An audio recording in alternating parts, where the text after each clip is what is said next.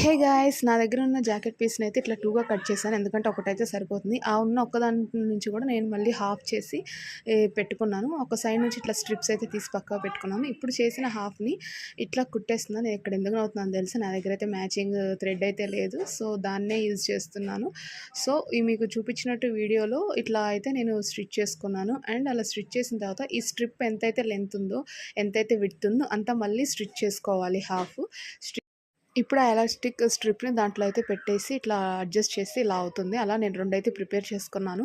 ఇలా 2 ప్రిపేర్ చేసుకుని already strips నేను తీసి పెట్టుకున్నాను కదా, అవైతే నేను ఇట్లా పెట్టుకుంటున్నాను మనకి పైన హ్యాంగ్ అవ్వడానికి.